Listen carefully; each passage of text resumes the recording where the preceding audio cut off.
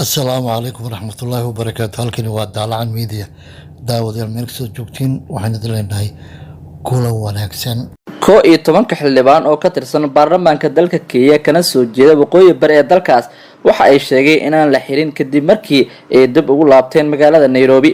warar horey u soo baxay ayaa sheegayay in xildhibaanadaas lagu xiray garoonka Wilson Airport ee magaalada Nairobi, balse warar la xaqiijiyay ayaa waxa ay sheegeen in xildhibaanada ay xeelad u adeegsadeen booliiska ku sugaya garoonkaas kadib markii diyaaradii ay la socdeen ka degtay garoonka caalamiga Jomo Kenyatta International ee magaalada Nairobi. telefishinka Citizen waxa uu baahiyay in xildhibaanadaas wax laga weydiiyay socdaalkooda qarsoodiga ah ay ku yimaadeen gudaha Soomaaliya. magacyada 11 xildhibaan ee socdaalka ku yimid Soomaaliya ayaa waxa ay kala yihiin xildhibaan Axmed Kolosh oo laga soo doortay galbeedka magaalada Wajeer, xildhibaan Ibrahim Cabdi oo laga soo doortay bariga magaalada Lafay, xildhibaan Rashid Qaasim oo laga doortay magaalada Wajeer, xildhibaan Maxamed Hirre oo laga doortay magaalada Lagdheer, xildhibaan Cumar Macalin oo laga doortay bariga magaalada Mandheera, xildhibaan Bashiir Cabdullaahi oo laga soo doortay magaalada Mandheera waqooyigeeda, xildhibaan Aadan Xaaji oo laga doortay galbeedka magaalada Mandheera, xildhibaan Kuulo Macalin oo laga doortay magaalada Banisa, xildhibaan Aadan Cali Sheekh oo laga soo doortay koonfurta magaalada Mandheera, xildhibaan Maxamed Daahir oo laga doortay magaalada Dhadhaab, iyo xildhibaan Maxamed Axmed Baashane oo laga doortay magaalada Liidada Tarbaj. xildhibaanada waxa ay sheegeen in socdaalkooda ah howlgal nabadeed isla markaana ay kulan la yeesheen madaxweynaha Soomaaliya Maxamed Cabdullaahi Farmaajo.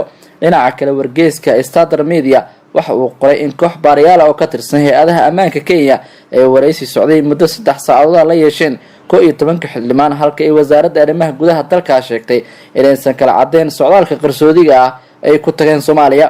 xildhibaanada waxa ay sheegeen inuu socdaalkooda ku xiriirsanaa danaha qaranka Kenya iyo hadalkii madaxweyne Uhuru Kenyatta oo hogaamiyaasha gobolka Waqooyi Bari ee dalkaas uga codsaday inay muddo 14 maalmood wax kaga qabtaan ammaanka gobolkaas oo xuduud la leh Soomaaliya. xildhibaanadu waxa ay sheegeen inay madaxweyne Farmaajo kala hadleen inay isku dayeen in la joojiyo weerarada Al-Shabaab ka geysanayaan Kenya oo curyaamiyay howlgallada ka socda Waqooyi Bari ee Kenya sida ay hadalka u dhigeen. wargeyska Star Media waxa kale uu qoray in xildhibaanada la sii daayay markii ay dib ugu laabteen Nairobi. si laga soo xigtay xogayaha wasaaradda arrimaha gudaha ee dalkaas waxa uu sheegay in kuwa doonaya inay dawladda ka taageeraan deganaanshaha deegaanada ee weerarada ka dhacaan loo baahan yahay inay soo maraan xafiisyada lama huraanka ah ka hor inta aysan u socdaan howlgalkooda.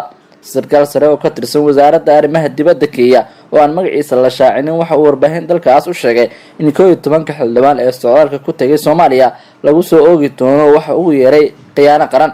si kastaba ha ahaatee xiisad ayaa ka dhalatay safarka xildhibaanaas iyadoo baraha bulshada la isku weersanayo fariimo kulul oo lagu difaacayo 11 xildhibaan lagula eedeynayo dowladda Kenya.